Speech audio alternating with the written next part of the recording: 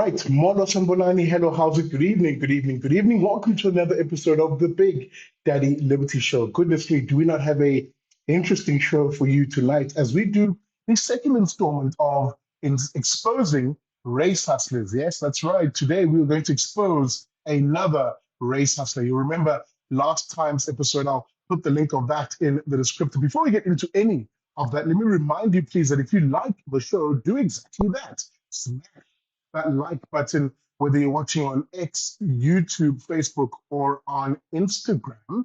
Do me a strong favor and like the show. And of course, if you love what you're seeing on YouTube, subscribe to the channel. Join the over, I don't know how many it is, thousands now who are subscribers on the show. Help me reach a goal, please, of at least 45,000 subscribers by the end of the year. And reminder to you, if you are a fan of the show, keep an eye on our website. That's bigdaddyliberty.com. There you'll find out information of the national tour that we're going to be doing over the next few weeks in the run-up to the elections. I'll be touring this country, talking to you, the faith, flag, family, and freedom types of Africa, asking you, are you going to vote? If so, what are the issues that are motivating you to vote? Is it, as the politicians tell us, racism and land expropriation without compensation? Or are there more earthly, indeed, bread and butter issues that you care about that are driving your decision to vote? Look out for that, of course, and you'll find that information on our website at bigdaddyliberty.com. That being said, welcome to it. This is the Big Daddy Liberty Show. My name is Sihle Ngobese, aka Big Daddy Liberty. My guest tonight is the head of communications at the Institute of Race Relations, who had one Victorious. This chap has quite a very interesting piece, basically asking the question, what took the race drift with the Gauteng Education Department? What is he talking about, of course? And it's something that was top of mind for a couple of weeks, but has suddenly quietly disappeared as the facts came out. And that was the supposed racism at Curro. You remember, of course, those images that went viral online depicting supposed racism. And why? Because Curro dared to place a black child behind a cash register as other kids are simulating, for instance, working in a retail space. And that particular image, as I said, caught fire with the usual race grifters and the race hustlers online and in the mainstream media. Let me show you just one of the myriad of pieces which loudly exclaim that Curro is racist. Let me just put it on screen over now.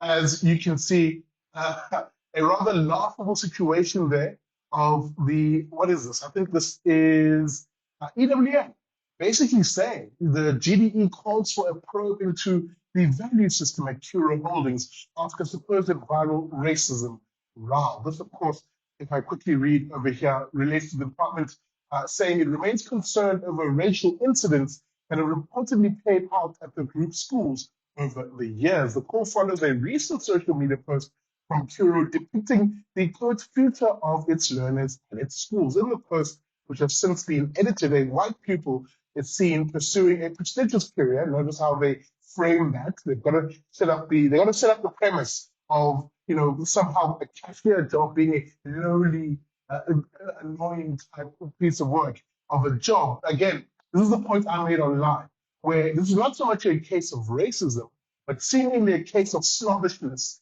by the chattering classes and the middle classes in this country who, in hiding behind calling this a racist incident, are basically exposing just how snobbish they are, looking down on working class dogs in this country. Dogs, which, by the way, are putting bread on the tables of millions of South Africa's cashiers, police officers, nurses, you name it, guys who even clean rubbish bins or pick up the trash. These are working class jobs, which this furor, the storm in a teacup, has exposed that really the chattering classes view down on and turn their nose up to. But nonetheless, it's not about my opinion on this. I'll get to Herman in a moment, where, again, if I go back to what I was read here, white people is seen pursuing a prestigious career as a vet, while a black learner takes the job of a cashier. Okay, so there's no prefix for the cashier, it's just a cashier. All right. Let me come back to this as I just get that off screen. Let me bring my guest on, actually, because he's written a very interesting piece which I really want us to chew on. You'll find it, of course, in various publications. I saw it in Biz News. I'll get that on screen in a moment. And I want to read a quick bite out of it. But before I do that, actually, where are my manners? Let me bring my actual guest on. There he is, Herman Pretorius. Herman, as soon as my software allows you to be on. Huh, okay, let's try that again. Sorry, folks, we are building it as we fly it. There it is on screen. Herman, hello. Welcome to the show. Hello. Thank you very, very much for being here. And I suspect it was probably Panyaza Lesufi trying to prevent me joining the chat now. So that's my suspicion. Absolutely. And again, this is who we're going to center our conversation around this time, the Gauteng Education Department and really Gauteng provincial government, because this is their MO. Much like other race grifters or race hustlers in this country, race seems to be the top of mind for the political elite when it comes to any issue that pops up socially. I think it is tragic. It is tragic how often we in this country are called to arms to go fight the racists only for it to turn out that the racists weren't there in the first place. It happened now. It happened in 2019 in Schweizereiniger. It happened with the Tresemme shampoo ads with clicks. If you're in a country where you so often find news headlines blaring tragic racism, hateful racism found, you must know two things. Number one, newspapers report on things that are exceptional, that draw attention. You don't get news articles saying taxi fails to stop at red traffic light, farmer yells at rugby screen. You get stories when they are exceptional. So the mere fact that this was worth reporting indicates something of the reality that South Africans know, but that the chattering classes seem to miss, Herman, is I that think I'm something. losing you there for a moment. I'm going to ask you just to take a pause, a breather for me, as we just troubleshoot what exactly is going on at this point. I'm in conversation, of course, with Herman Pretorius. I'm going to take him off screen just for a moment and maybe ask him just to check on his connection. Whilst he's doing that, let me go to his piece because I think he was making that particular point quite saliently around the need by political elites in this country to grift or to use race as a metric to view all things in society. Whilst he's just maybe checking on his connection, let me read from this piece that he coined, which was picked up by Biz News. I'm just gonna put it on screen. I'm gonna give him a minute just to do that. As soon as I've read this, I'll come back to him. That is just me prompting him so he understands what is also happening in the background. Again, as I said, Hanuman's piece covered in the Biz News. I'm gonna just zoom in on it. There you go, issued by the Institute of Race Relations days after rushing to condemn a Curro school for supposedly conveying a racially unbalanced quote, that is, a racially unbalanced narrative concerning the potential future careers of learners, end quote, in a social media post. The Gauteng Education Department was forced to make a U-turn and withdraw the allegations of racism when its own investigation found nil, that's zero basis for the supposed racism. This is embarrassing, although it probably won't be embarrassing to them, they'll just shrug it off. But nonetheless, this embarrassing about face serves as a welcome affirmation that stirring racial antagonism is out of step with the views of ordinary South Africans, as shown repeatedly in extensive polling done by the IRS, the Institute of Race Relations, over more than a decade. I'm going to come back to my guest. I'm hoping the connection will be just us. Herman, I've just read an excerpt from that piece that you effectively penned and was covered by Biz News. Maybe speak to me regarding that last particular point. This of course being wholly embarrassing. They effectively jumped the gun. on this particular matter, following the furor of racism online that this was accused of being. However, you guys mentioned that South Africans, as shown repeatedly in extensive polling by the IR over more than a year, actually don't see race as effectively their largest impediment in this country. Talk to me about this as we just continue the conversation. Yeah, so the first point is that something that is exceptional gets reported, something that is commonplace does not. So the mere fact that this got picked up is evidence of what the data then shows us. And it's not just one or two questions that the IRR asks every now and again. This is data going back at least 10 years on several questions exploring the issue of race. Firstly, we ask on a regular annual basis whether South Africans consider stuff like unemployment, corruption, crime, or stuff like racism, land equality to be the thing that government must focus on. For the last 3 years of polling, racism has fallen to either last place or third last place when it comes to what South Africans consider the priorities of government and what those should be. Then we can look at questions like whether South Africans think that the races of South Africa need each other to succeed. Again, we don't see a racism in the data. We see South Africans saying the races need each other to succeed by a consistent majority close to 70%. Then we ask South Africans, have race relations improved or gotten worse since 1994? A consistent majority say they've gotten better. Then we ask South Africans, have you personally experienced racism in the last 5 years? A majority, close to 60%, consistently saying, no, I haven't. But then we get to some of the more typically South African issues. On sports teams, we ask, should sports teams be chosen on merit or race quotas? 90% of South Africans say merit. But then, and this is one of my favorite bits of polling that we do, we ask the teacher of your child at school, do you want them to be the same race as you? Or don't you care as long as the teacher is good? 90% say we don't care about the race of our kid's teacher as long as the teacher is good. And then a final point. We are South Africans. All this talk of racism and colonialism, what do you think it is? Do you think it's honest blame, or do you think it's blame shifting and blame dodging? And 67% of South Africans consider talk of racism and colonialism to be politicians trying to divert attention away from their own failures. So when we see this type of thing, and when the facts come out, and there's egg on the face of the politicians who tried to stir up racial division, well, I mean, that's one of those moments where we at the IRR just go, you're out of touch, Mr. Politician Guy. You're not listening.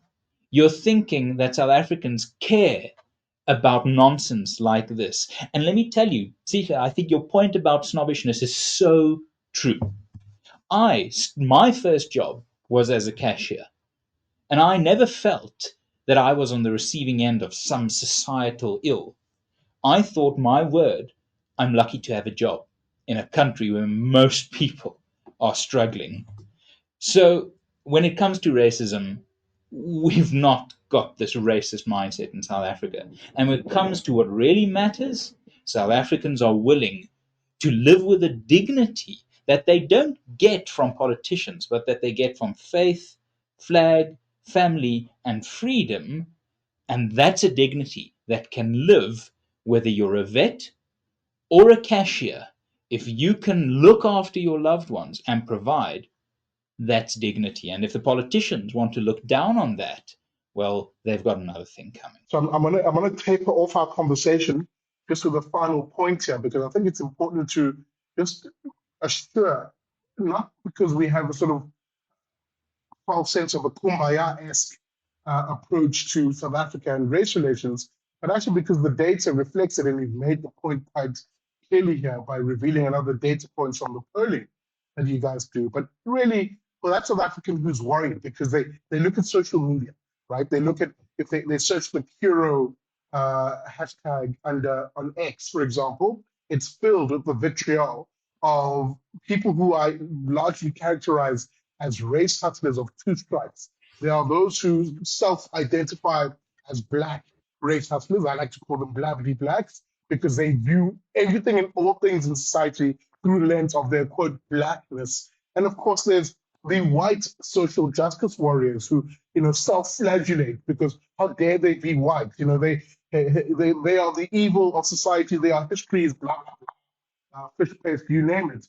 These annoying individuals who are the loudest voices on social media. But actually, if you take a walk around everyday, ordinary South Africa, they just aren't that well represented. They aren't the majority by any stretch of the imagination. That South African was worried that the intimate South African will take over the everyday South African. Should they be worried? Are we heading for a race war in this country? Well, I don't think we're heading for a race war, but I do think that the common sense, non racial South African shouldn't miss an opportunity to be where the action is. That is why it is important that the ideas space is occupied by people who believe in a better South Africa, not the past definitions of what makes you better in South Africa. And that consists of, I think, three parts. Number one, don't be afraid to have the conversations. I come from an Afrikaner background where the joke is at the dinner table, you don't discuss religion, politics, or rugby. We don't have time for that anymore. Get rid of those taboo. Discuss those things in your families, at the braai, around the water cooler, and be armed with the vocabulary to say that we're not a country of hate. And the IRR puts that out there. You, Sichle, put that out there. The second thing is when you engage this sort of racism on social media, don't do it from a position of apology. Do it from a position of strength and know that you're not alone. In psychology, one of the greatest pieces of treatment for especially victims of domestic violence is empowerment theory that starts with you're an agent and you have a right to be, you have a right to exist, and you're not alone. And we should never allow the race hustlers to convince us that there's nothing we can do, that we don't have agency, and that we're isolated. You're part of the majority of South Africans who believe in the good stuff. And then the final thing that you should do is get out more. Get out more. If you hear someone walking down the street yelling BSM, go buy a BSM and go ask that man, who is likely black, trying to make it work, whether he's okay and whether he's okay in his life. And can you buy a BSM? If you see an old tunny on the sidewalk and you're waiting for the bus, ask her. Get out more and get to know the real South Africa, because the real South Africa has much more potential than race baiters would ever want us to believe. Absolutely. And maybe on that point, let me end our conversation tonight. That is Hanuman Pretorius, of course, head of communications at the Institute of Race Relations. Hanuman, thank you for your time. Again, thank you so much for watching. My name is Usihle Ngobese. A reminder to you, if you like the content that you saw here, hit that like button. Do it now. Smash that like button. Whether you're watching on X, YouTube, Facebook, or on Instagram. I think I didn't mention that one. Also, subscribe to the show if you're watching on YouTube. Help me join my army of subscribers. And find us, of course, as I said, on our website at BigDaddyLiberty.com. With that being said, thank you so much for watching. And as I always say at the end of every show, never trust a commie or a race grifter whilst you're at it.